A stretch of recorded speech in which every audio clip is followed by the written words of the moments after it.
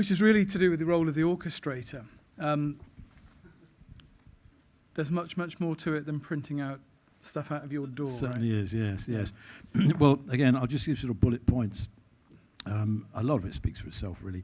As Jim has already mentioned, evaluate your project and assess your needs. So that includes size of the orchestra, where you're going to record, all that kind of thing. Your orchestrator, again, will be able to give advice on that. But get recommendations for the orchestrator. Ask around, ask people who have you used. Are they any good? What are they like? Again, relationships. What are they like to work with? All that kind of thing. I always give the example. Hang on. Mr. Spielberg, I've told you not to call me at work. I'm really, really sorry. I'm busy. I'll talk to you later. Okay, bye.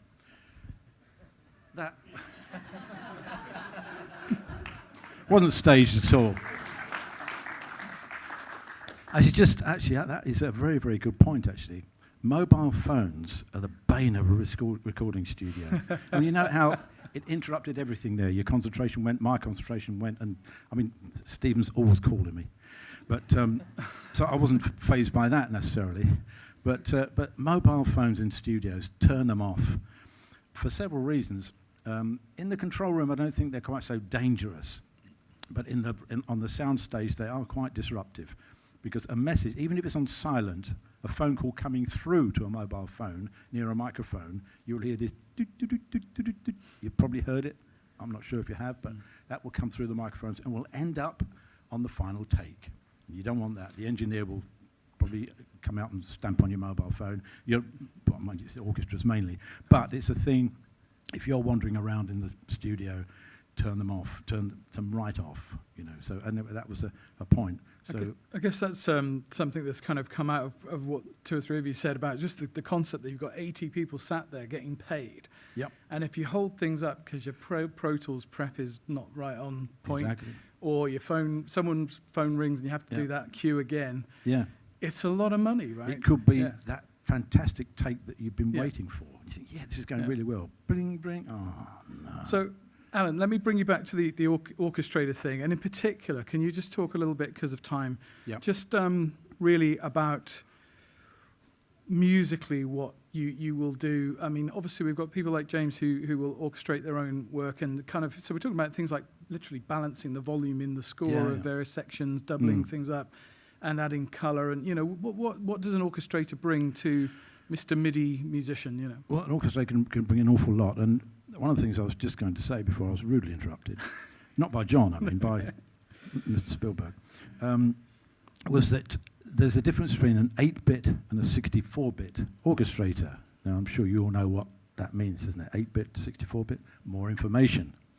And John and I were talking not long ago. We've both had experiences where I've been conducting a score and the composer, not Jim, it's not at all, but the composer said, I want that espressivo, please. So I said, okay, well, you give might write espressivo for one player, they will play it espressivo. You give it to 80 players, you're going to have 80 versions. So you have to write in the espressivo. In other words, the crescendos, diminuendos, the fortes, the pianos, all of that is the expression. And that is what takes the time. A composer may not necessarily always have that time to do that, so it would be passed to the orchestrator. I would maybe get a mock-up of what I'm going to orchestrate, which gives me a rough idea of the colours and the textures.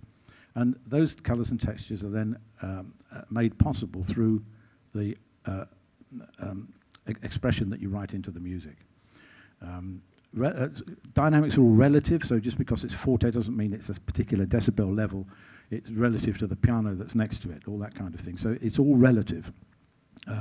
But it does give the contrast and the different shades of colours. I always think of colours with orchestration, colours and shades and sort of pastel shades, bright colours that give the atmosphere for the music. So that is really one of the main jobs. The arranging, as I mentioned before, is probably already done. I mean, James does all his own arrangements, and a lot of time he does his own orchestration. What I would do is put just little extra colours in, the little shades, going from one colour to another kind of thing, and maybe doubling an instrument with another one that gives it another colour. You've got 5 primary colours, same as in an orchestra, 5 primary sections. But then you've got all the shades in between. So that's really one of the main things that an orchestrator would do. And also make sure that instruments don't go out of their range. A sequencer or a sampled sound, you can place it anywhere in the sound spectrum, pitch-wise. But a real human being won't be able to necessarily emulate that. And also, it's the best range for that particular instrument as well. It has its optimum range. You don't play the very bottom note of a trumpet because it won't necessarily sound that full. You give that to a trombone or a French horn, and a very high note for a clarinet, and you want it pianissimo on a high F above the stave. Well, you get some players will do it, but it won't be guaranteed. So there's all sorts of things you've got to look at. So it's all those sort of things, mainly. Brilliant. Okay. Details. Cool. Now, thank you, Alan. We're going to move on to a point which you've really touched on already, but I don't know if you would like to enlarge on it, which is that not all orchestras are the same. Now, you've already mentioned technical ability. We can't assume that every orchestra in the world can play to the same technical level in the same time. Is that what you're saying? I don't want to say anything negative about any particular orchestra or anything, but sight reading skills vary. I mean, you can get good results everywhere if you take the right music and you know what the orchestra can do.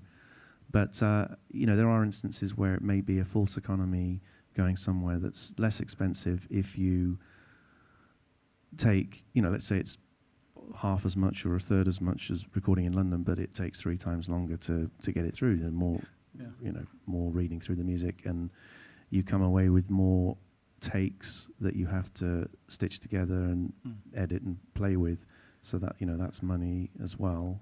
Were you saying though, James, that or implying that if you've only got the budget for,